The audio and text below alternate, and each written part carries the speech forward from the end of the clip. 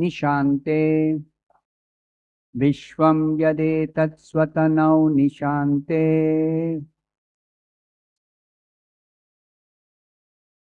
यथा अवकाशं पुरुषः परो भवान् यथावकाशं पुरुषः परो भवान् बिभर्ति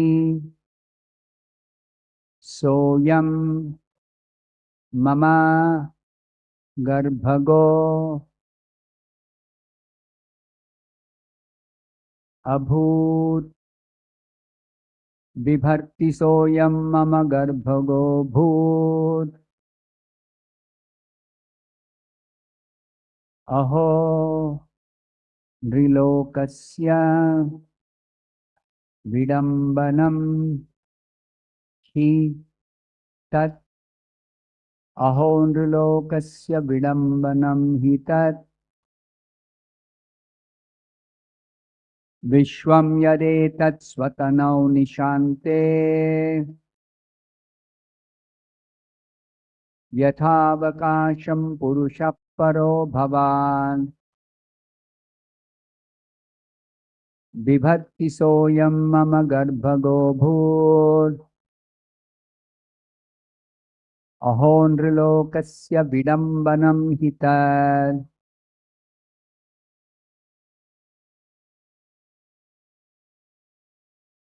विश्वं यदेतत् स्वतनौ निशान्ते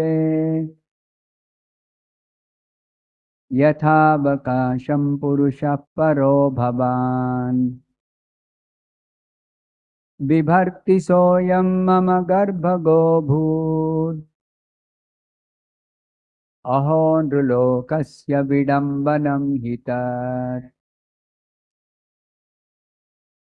विश्वं यदेतत् स्वतनौ निशान्ते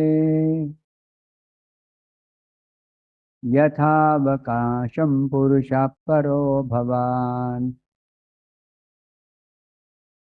बिभर्ति सोऽयं मम गर्भगो भूत् अहो नृलोकस्य विडम्बनं हि तत् विश्वं यदेतत् स्वतनौ निशान्ते यथावकाशं पुरुषः परो भवान् बिभर्ति सोऽयं मम गर्भगो भूत् अहो नृलोकस्य विडम्बनं हि तत् विश्वं the entire cosmic manifestation yat etat containing all moving and non-moving creations swatana within your body nishante at the time of devastation yatha avakasham shelter in your body without difficulty purushaha the supreme personality of Godhead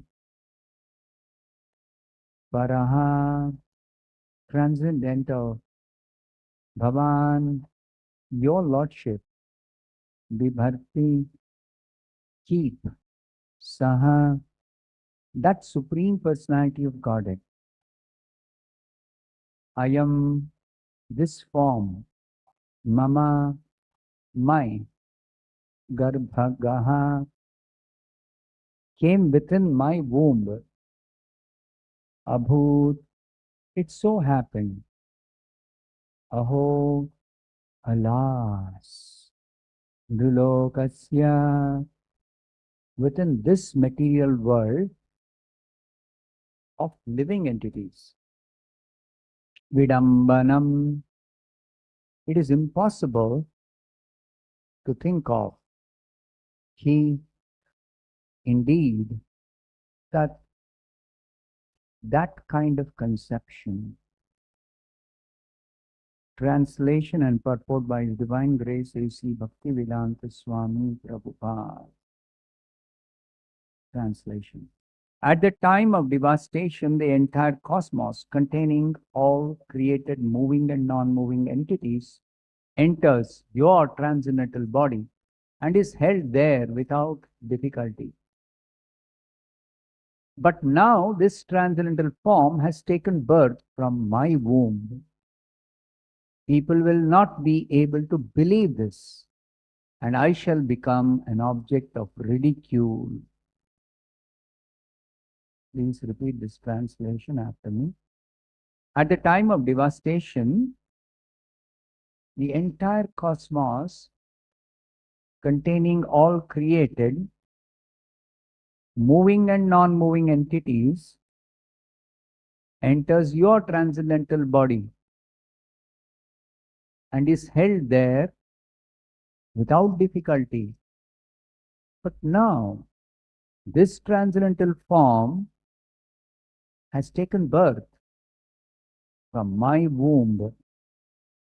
People will not be able to believe this, and I shall become an object of ridicule. Purport by Srila Prabhupada. This is a long purport. I will discuss the points as we go through the class.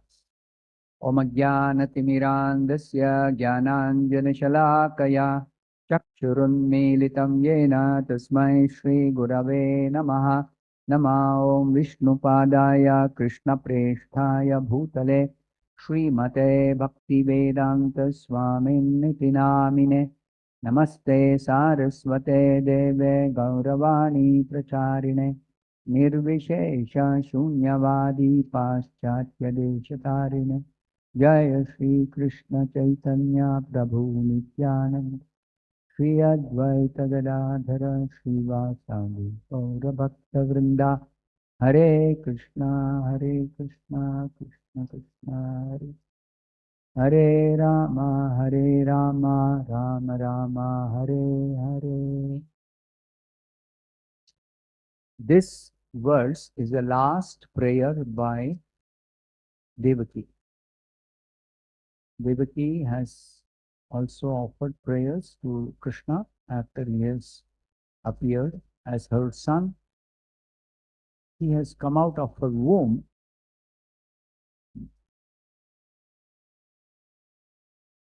and he has appeared in an extraordinary four-handed Narayana form. And such a beautiful form, full of ornaments, beautiful dress, nice hair, nice crown, very, very dazzling, bright form. And who will believe that this form has come out of the womb of Devaki? Because the whole thing happened middle of the night and everybody was fast asleep. So Devaki's prayer is filled with some kind of anxiety. She has requested the Lord in the previous verse, previous prayer, I am becoming more and more anxious in fear of Kamsa. Therefore, please arrange for that sinful Kamsa to be unable to understand that you have taken birth from my womb. And for that purpose, she is praying that you withdraw this form and become just like a natural human child so that I may try to hide you somewhere.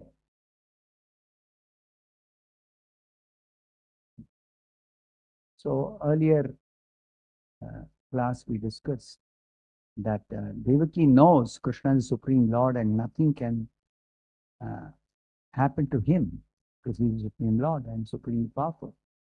But out of motherly affection for Krishna, she is expressing anxiety, fear of Kamsa because she has lost her 6 sons. Kamsa actually killed them. She doesn't want to lose another son. Natural for a mother to be anxious like this. Now, this combination of anxiety, fear, and reverential devotion and glorification of Krishna, all this is extraordinary.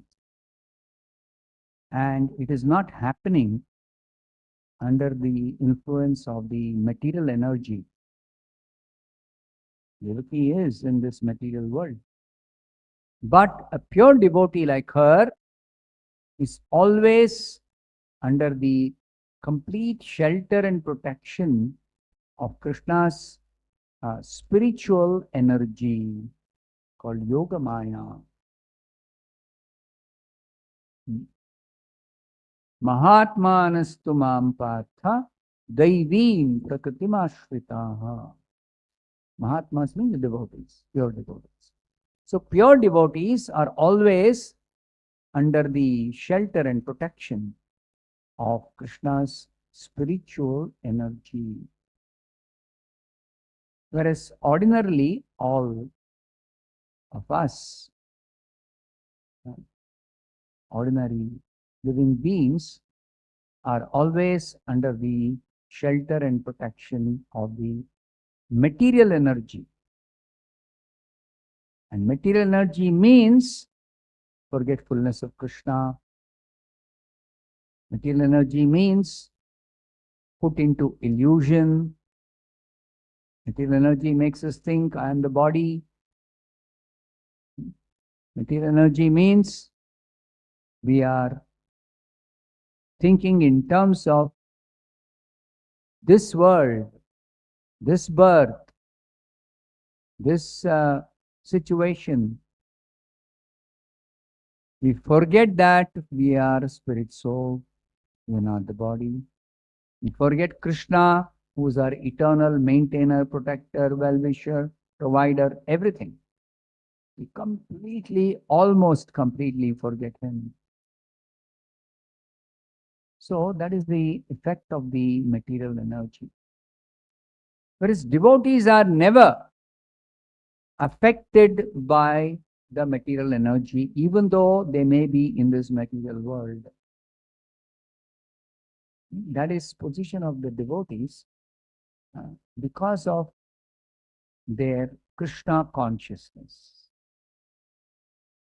Similarly, like Devaki, Vasudeva, all pure devotees, even if we, ordinary conditioned souls, if we chant Hare Krishna, immediately we are uplifted to the spiritual platform. We come under the protection of Krishna's internal spiritual potency. We become safe from all dangers of this material world. And if it appears like, why is Devaki afraid of Kamsa when the Supreme Lord personally has appeared for her from her womb? That's because Krishna does not like his devotees to always remember that Krishna is God. Krishna does not take pleasure in people glorifying him, telling you are the Supreme Lord, you are everything, you are the cause of all causes. He doesn't like that. Though it's a fact, he accepts it. Yes, that is a fact. But he's like, okay, I'm the Supreme Lord. So what do you want? So unless one is a pure devotee, one will always have material demand from Krishna.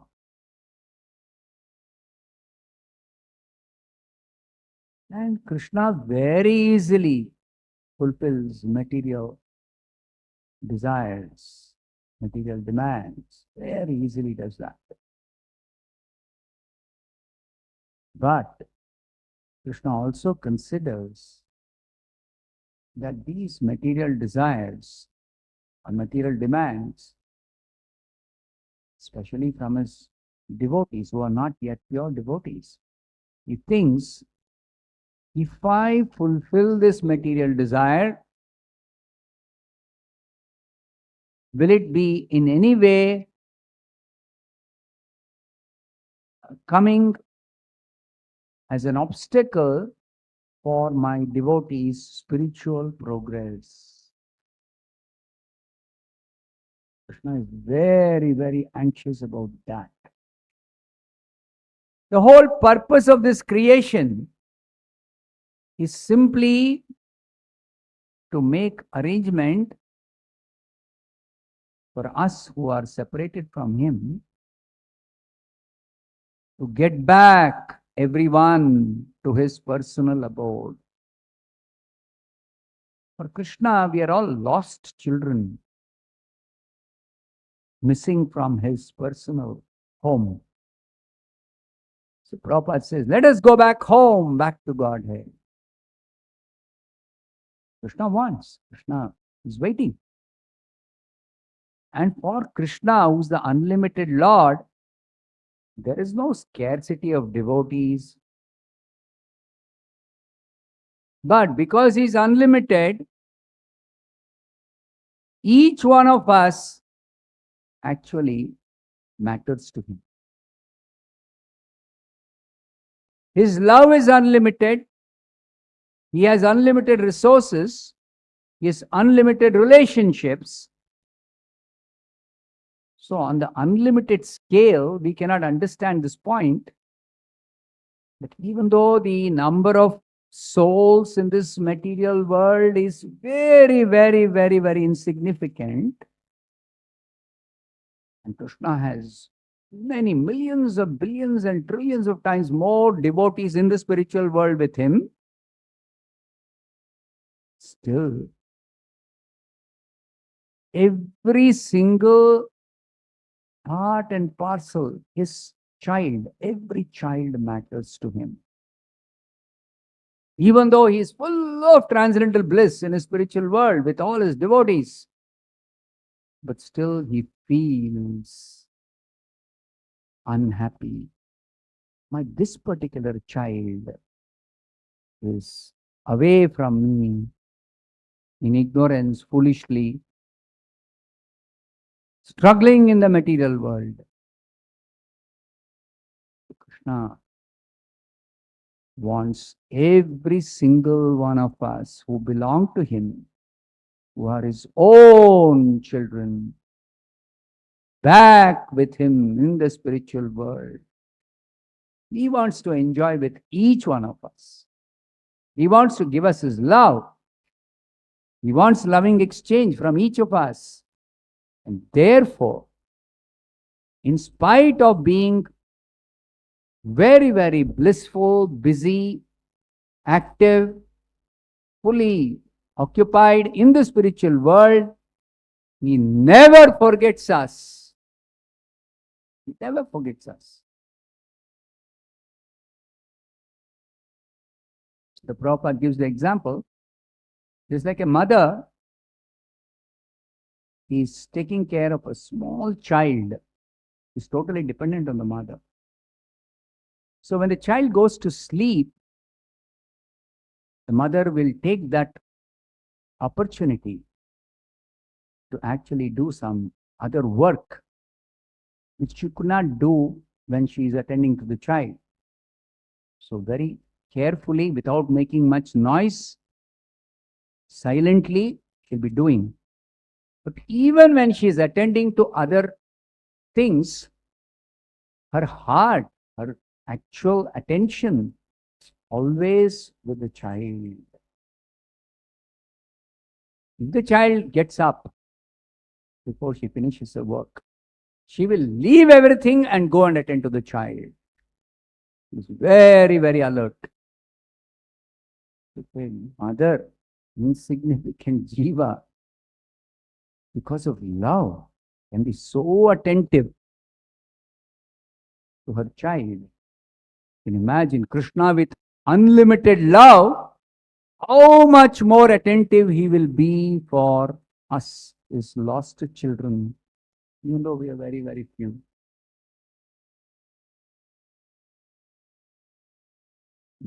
So, Krishna is definitely very, very unhappy that we are here.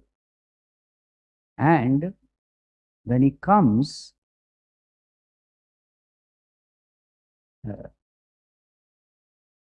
we kind of look at him, who is this person?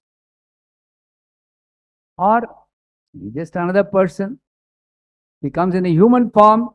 It's not a human form, human-like form, which is his original form. We don't recognize him. If he comes in Narayana form, I think who is this strange creature? Or, oh, he's God. He's God. That's all. Some pious people will pay obeisances. Say, what have we got to do with God? He's not ours. And some other impious people, like Kamsa, say, God is my enemy. So all kinds of funny creatures in the material world. When Krishna comes, is to deal with. All abnormal, all mad people. Why I say mad? It's like sometimes it happens in the what do you say?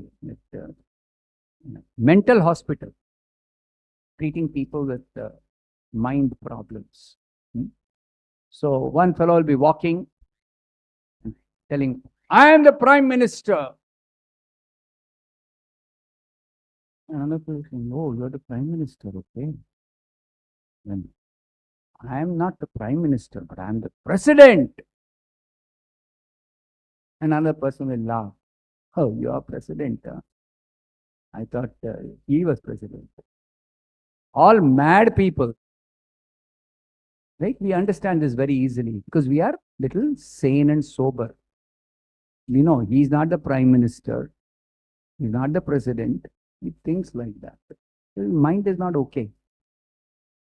Similarly, when we, each one of us who are spirit soul, intimate part and parcel of Krishna, when we identify with this nonsensical material body and say, Krishna, who are you? Who are you? Krishna being pagal ho gaya. Naturally. And he feels very sorry. How to rectify this mental problem? See, mental problems cannot be treated like physical problems. Like if a child is refusing to take some medicine, the mother will somehow force and give the medicine. Okay, so that works for the treatment about the body. But problems associated with the mind, what is the treatment? Cannot be forced to take any medicine. Then no medicine will work. So our position is like that. You got a disease, which is a very peculiar disease. It is called Bhavaroga. Bhavaroga. And this disease cannot be cured by any kind of medicine, any kind of treatment. It cannot be cured even by psychiatric treatment. That is the mind. Something called psychiatric treatment exists. Then the expert psychiatrists, they try to understand the mind the kind of experiences in the past, what has happened, depression, or some deep uh, wound in the feelings because of some very traumatic experiences due to some tragedies, whatever. So they have some way of treating, something they will try at least. There's some hope. But this Bhavaroga is afflicting the soul. As far as Krishna is concerned, our body, mind, all that is superfluous, completely superfluous. Just like the dress we are wearing, it really has got nothing to do with our real existence in terms of relationship, love. The dress has got nothing to do with it. Dress is simply one covering, that's all. Similarly, this body and the mind, simply one covering, that's all, as far as Krishna is concerned. And that is just some temporary covering for our life in this material world. But Krishna's real concern is the real you, the real I, the real person inside this body, the soul, has become diseased. The soul has become diseased. The body is diseased, or mind is even diseased. That is not you. It's all superfluous for Krishna from spiritual perspective. But the soul has become diseased. And what kind of disease is this? That simply, foolishly desiring to compete with Krishna, or having become envious of Krishna, I want to take Krishna's position. I want to be the Lord. Why Krishna should be the Lord? Everybody should serve me. Why are they serving Krishna?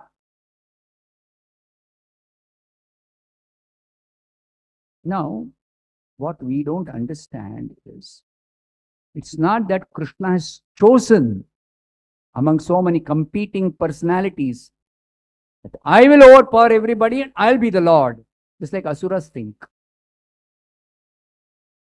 Just like people in this material world generally have this idea that competition. And so many of us, and each one of us, we want to get ahead and be on the top. So this disease, I want to be the Lord, and not just a Lord. I want to be the Supreme Lord. So you see in this world, the person is poverty stricken, he gets some wealth. As soon as he gets wealth, he's very happy. But then after this little time, when he gets relief from his real poverty stricken condition, little wealth, then he begins to think, oh, this is nice, but it's not enough. Then he wants more wealth. How much more wealth? Oh, for now, if I'm having 10,000 rupees, I want 1 lakh rupees. Okay? Let's say he gets 1 lakh rupees. Then for the time being, immediately when he gets, he is happy. And after some time, he says, oh, 1 lakh is not really enough. I need 10 lakhs. I need 1 crore. So where is the end to this? There's no end to this. And it is total madness. Okay, let us say, hypothetically, if a person who wants, actually like Krishna, unlimited wealth. Krishna has unlimited wealth, I also want unlimited wealth. So this goes on, no? 1 lakh becomes 10 lakhs, 10 lakhs becomes 10 crores, 10 crores becomes 10 billion. And the difficulty is, if Krishna asks you, how much wealth do you want which will completely satisfy you and you'll stop demanding more and more? If this question were to be asked, and only one answer, I want unlimited wealth. Only then I can be satisfied. That also Krishna is willing to give. That type of demand is called mukti, liberation. What kind of liberation is that? There is one liberation called sarshti mukti. Sarshti means I want to have equal opulence or wealth as the Lord, Supreme Lord. Even that Krishna is willing to give. There is no scarcity. He will give you any amount of wealth. But even after that, is the person satisfied? No, he is not satisfied. So therefore, this is called bhavaroga. That mistakenly thinking that I am unhappy, I am dissatisfied, only because I don't have as much wealth as Krishna. I don't have as much beauty as Krishna. I am not able to be the Lord like Krishna. Or I am not able to take Krishna's position and Krishna should become subordinate to me. It's like the demons think. So this is the whole cause of our material existence. And to cure this is actually impossible. It's impossible. But Krishna is an expert mystic. For him, even the impossible is possible. So what all he does to cure our this disease called bhavaroga is what you read in the devotional scriptures. Only in the devotional scriptures you will find that. The other scriptures, they say, oh, he is a provider, he is the maintainer, he is the well-wisher, he is this, he is that, he is so many things, so many descriptions. But the devotional literature says, simply because you are part and parcel of Krishna, you don't have any scarcity, you don't have any necessities, you don't have any problems, simply because you're part and parcel of Krishna. You don't have anything. And being separated from Krishna and being placed in this material world, you have artificially created so many demands. Artificial demands. Why? All because of this body.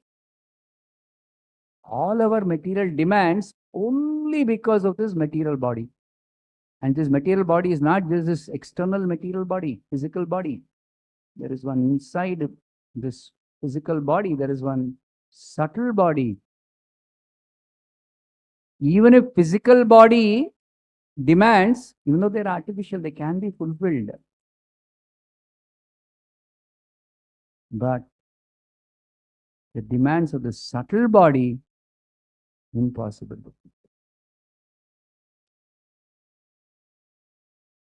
And all are artificial demands. Foolishly, we think that I have this particular desire or that desire. If it is fulfilled, I'll be the happiest person. I'll be the most satisfied person.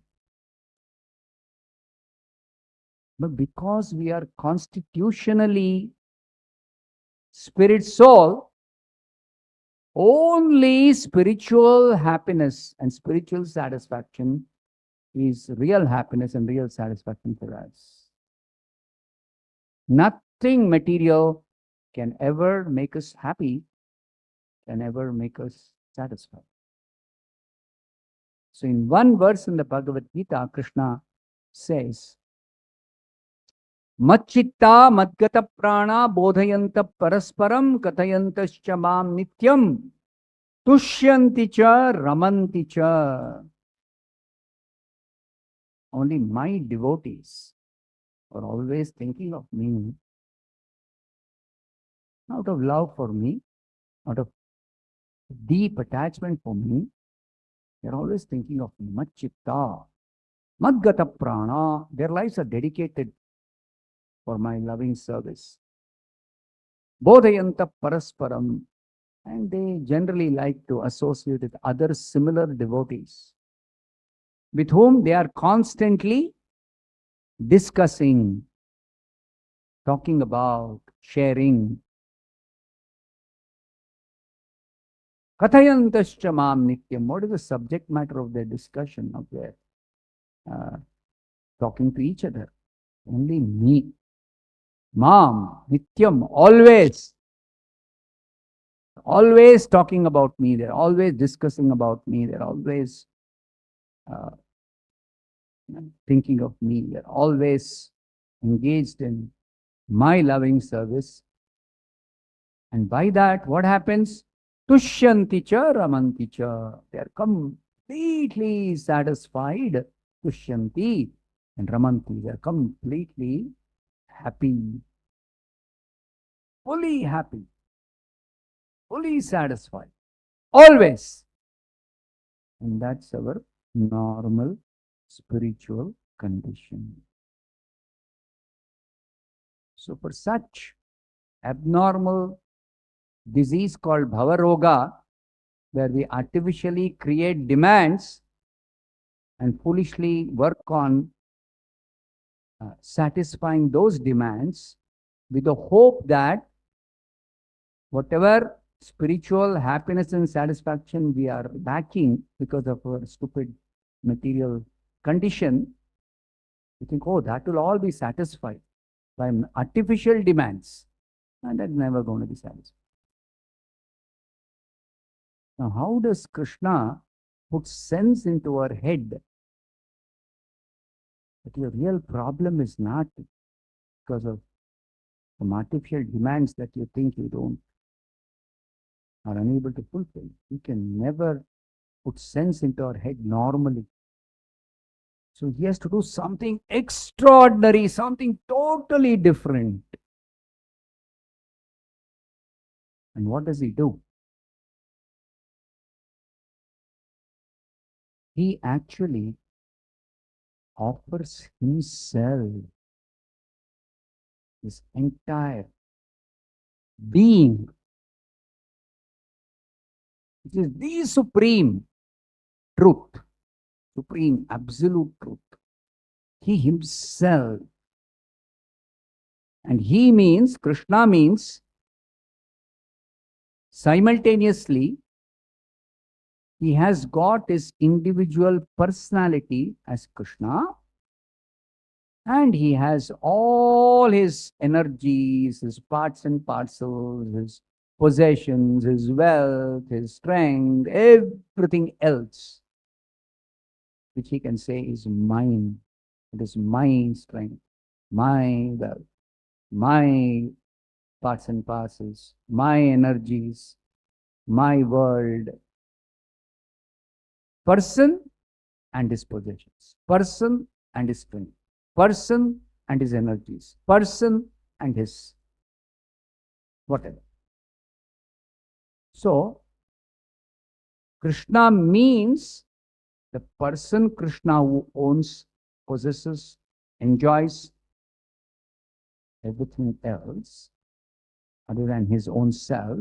And Krishna also means Krishna with all his possessions. Because Krishna can never be without his possessions. This material world is a peculiar place. What I claim today is mine, mine, mine, mine, mine. Everything will be finished when I quit this body. Why? Because whatever I am claiming mine is in relationship with this body. And the body itself is finished. What will remain? What I was claiming as mine may not be destroyed when the body is destroyed. May be destroyed, may not be destroyed. It gets destroyed at least guaranteed to be destroyed, my possessions, only when the actual devastation of the whole creation happens. And neither this body will exist, nor the bodily possessions or connections or relationship will exist. But ordinarily, before devastation, if this body is finished, even though the bodily possessions remain, the relatives, the wealth, the status, everything remains, the position, the power remains, but there is no body with which to actually claim all that. So this paradox is what Krishna has to resolve, and therefore the whole beginning of spiritual life of Bhagavad Gita, of putting sense into our head, is you are not the body, you are spirit soul. And it's such a profound truth that simply by realizing this one thing, immediately all your problems are completely solved. All your miseries are completely finished. But then the next thing is, after our problems are over, miseries are finished, there is one more problem in this material existence, that if all these material problems, miseries, etc. are over,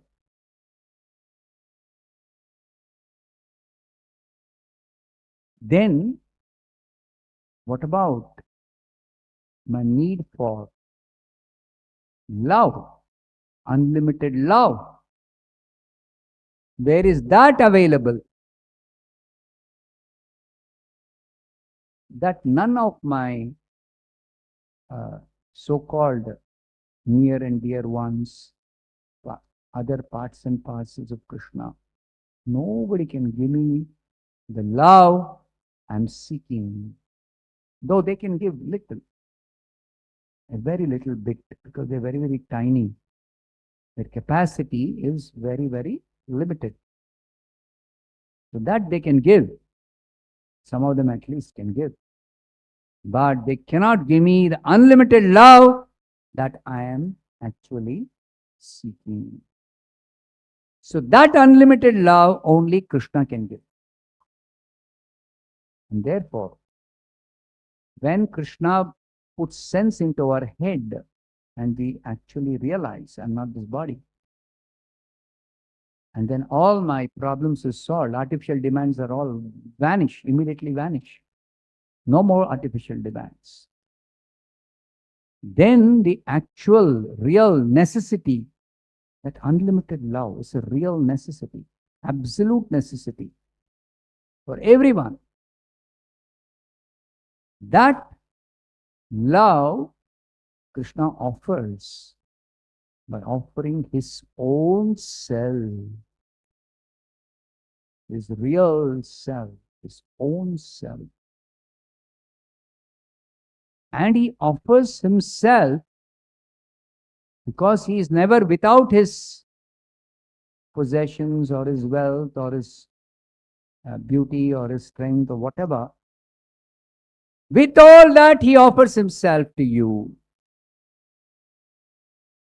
But even if he is willing to offer always, in any condition, but we don't make any sense of his offering himself with everything till we are in this bodily conception, till we are having that material misunderstanding, that material disease, bhava roga. Till then, we cannot, even if he offers, it doesn't make any sense to us. So therefore, spiritual life always has two distinct phases. The first phase of spiritual life is to realize I'm not this body.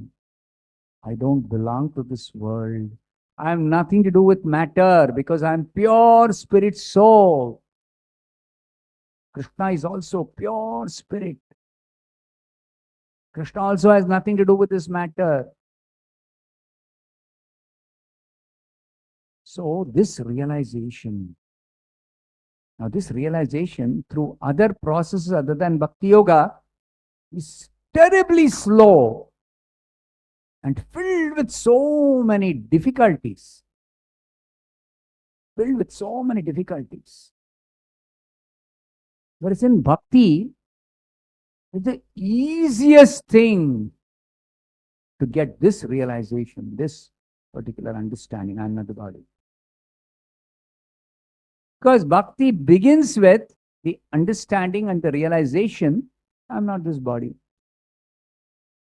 I'm pure spirit soul. I'm part and parcel of Krishna. Krishna is pure spirit. So Bhakti begins with that. Bhakti begins with liberation. Liberation from all material misconceptions. And then Bhakti progresses to actually re-establish our loving relationship with Krishna, which is our actual necessity, actual demand, actual absolute need.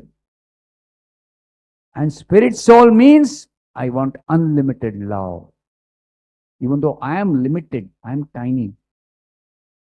It is my very nature, or it's the nature of love, that the more love I get, the more love I want. Somebody may say same thing in the material world. The more wealth I have, the more wealth I want. But that is only in your artificial demand, false conception of I am the body. When the false conception is removed, no other demand will remain. Even if the demand is there, easily fulfilled by Krishna. Easily fulfilled by Krishna. But this need for absolute love, unlimited love, that is a proper, genuine necessity, the need, and Krishna actually likes that. Krishna likes that. Because he is the reservoir of unlimited love. What will he do with that? He wants to give it, give, take. Because that love alone, what he possesses, it doesn't give him any pleasure. It doesn't give him any satisfaction. No. His satisfaction comes in giving it and receiving in exchange our love. That is what Krishna is wanting.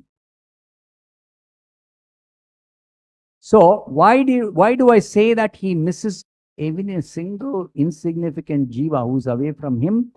Because he is lacking that jiva's love. He's lacking that jiva's love. And who can give that love? Only that jiva can give. Only that jiva can give. Nobody else can give. Nothing else can provide him that love. All his possessions, all his devotees, They cannot give that love of that jiva. So therefore, he is always in this material world. That is one of the prayers of Devaki. Previous prayers, she says, you are the all-pervading supreme personality of Godhead. All-pervading means very, very important. He is present everywhere in this material world. Everywhere means in every living entity's heart, he is present as super soul, all-pervading super soul. And he is present in every material atom. Because I am spirit soul, but I got my material possessions, which I claim as mine, beginning with this body. So Krishna enters into your heart. Your heart means your spiritual heart, not your material heart. It has nothing to do with material heart. Spiritual heart, he enters as super soul. And then he also enters into my very body. And this body is not actually a proper entity. Like I, a spirit soul, am a particular entity. This body is simply a conglomeration of 5 elements, this physical body. Subtle body is conglomeration of 3 elements. And what are the elements further made of? Material atoms. All matter consists of material atoms. So Krishna enters into every material atom as super soul. So he wants to make sure he is available completely, fully himself for us. Get that what we are lacking. That is bhakti. Bhakti means, there is one verse, I'll close with this last point. When Advaita Acharya, Mahavishnu, incarnated as Advaita Acharya in Chaitanya Leela, in Chaitanya, Krishna came as Chaitanya. So Advaita Acharya is Mahavishnu appearing as a devotee. Chaitanya is Krishna appearing as a devotee. So Advaita Acharya appeared and he appeared before Chaitanya appeared. So he saw the whole world is in a very bad shape. People are actually become mad. People are mad in this material world always. But some sanity was there in the earlier yugas. Satya Yuga, Dwapara Yuga, Treta Yuga, Dwapara Yuga. Some sanity was there. But it went on reducing from Satya Yuga, reduced, it became Treta Yuga. And from Treta Yuga to Dwapara Yuga, even further reduced. And then the problems increased. Kali Yuga, the worst. Many problems. No sanity, no sense in people's head. Crazy people. And they become crazier by the day. That is Kali Yuga. As Kali Yuga progresses, people become more and more mad. More and more crazy. You can see everywhere around. Materials at least you can see. All crazy fellows. So, this situation, Advaita Acharya thought, what is the remedy for this? He thought only one thing is possible. If Krishna personally comes, he can solve this problem. Otherwise, it's not possible for anybody else to do anything about this particular situation. So he petitioned the Lord, please come. You have to personally come. Then he thought that if I just tell him come, he may not come. He'll ask you, why do you want me to come? What is it that you want? I will give you. Why do you want me to come? So he thought of a way by which Krishna will guaranteed come. What is that? There is one particular way that you worship Krishna in his form in this material world, very, very merciful form, as Saligram Shila, Narayana Shila. Now, what is Narayana Shila? Just a piece of stone. It's available in one particular place, Gandaki River, that flows in Nepal. There are so many stones. Just like you go to any river, the bottom of the river, there'll be some clay or some sand or some stones, correct? Earth in different forms, correct? So like that, this Gandaki river also has got some stones. But these stones are not just stones. They are incarnation of Krishna in different forms. Called Narayan Shila, Vasudeva Shila, Narsimha Shila, Sudarshan Shila. Like that, the Lord has appeared, and in that form, the Lord accepts worship very, very, very, very easily. First of all, any material form, so-called material form, if we want to start worshipping, we have to establish that form and invite Krishna to reside in that form to accept our worship. It's called Prana Pratishtha. Whereas Narayan Shila, no need for any Prana Pratishtha. Already Krishna is there in that form. And then worship of deity, any other form other than this Narayan Shila, full of so many requirements, so many rules, so many details, virtually unlimited details. Narayan Shila, only one requirement. Only one requirement. What is that? Tulasi Dalamatrena is to offer one Tulsi leaf. That's all. To worship Krishna in that Saligram Shila form. Or Jalasya Chulakenava. I am not finding Tulsi. So many plants are there. So many are desert. No plants also. Okay. Some little water. How much? A palm full of water. Chulakena means this much. Jalasya of water. Chulukenava. If you can't get some leaf, Tulsi leaf you can't get. Specifically ask for Tulsi leaf. Can't get Tulsi leaf.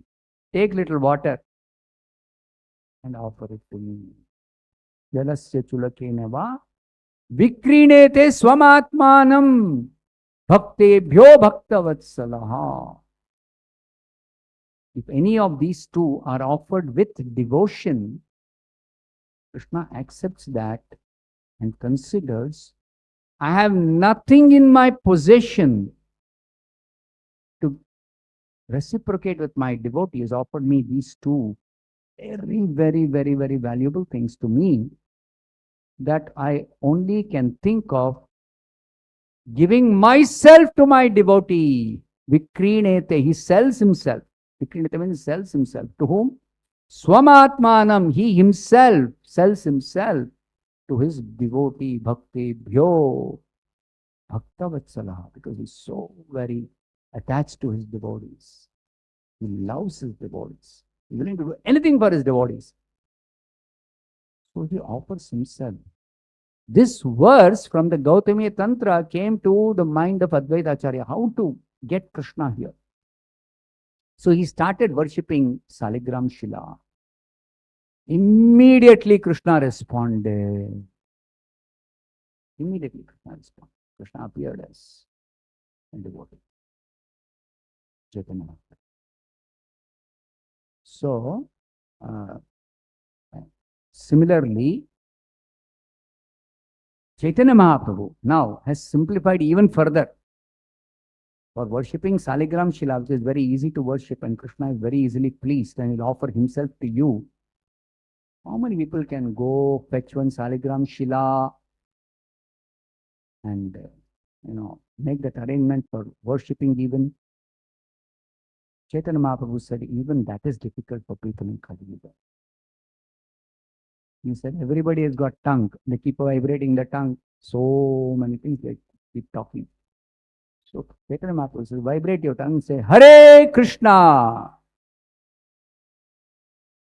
And we got ears. We keep hearing so many things. You hear this Hare Krishna. Either you yourself chant and hear, or somebody else is chanting, you hear that. Somehow you hear this Hare Krishna. And then that is the perfection of your life. Krishna is very pleased by that. And that is called yajna. Two types of yajna. Sankirtan yajna and japa yajna. So simply engage in chanting and or hearing the Hare Krishna mantra. The Hare Krishna, even 2 syllables Hare Krishna is enough to begin with. With this, Krishna becomes actually very, very, very pleased to do this. And then in the beginning, when you start doing this, first of all, Krishna has got the job of cleansing your heart of all stupid material misconceptions. So initially, Krishna will keep on cleansing. And we got accumulated a lot of dirt, material dirt, because we've been in this material world for millions and lifetimes. So it takes time, little time, not too much time, maximum one lifetime. So this lifetime, you simply chant Hare Krishna. That's all. And then when the cleansing is complete, after that you chant Hare Krishna. Krishna is personally present in the form of that Hare Krishna mantra. He's always present, but as long as the material dirt was there, we could not recognize him, we could not identify him, we could not see him, we could not perceive him.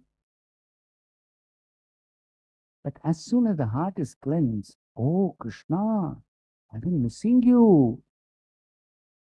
So kind of you to appear directly in my presence. And lovingly, Krishna will embrace us and then take us back to the spiritual world. So this cleansing of the heart is absolutely essential. And that happens very easily by the Hare Krishna sound. Therefore, chant Hare Krishna, Krishna Krishna, Hare Hare, Hare Ram, Ram Ram, Hare. And your life is successful. It's going to become perfect. Yantara Srimad Bhagavatam ki jai. Srila Prabhupada ki jai. Some announcement.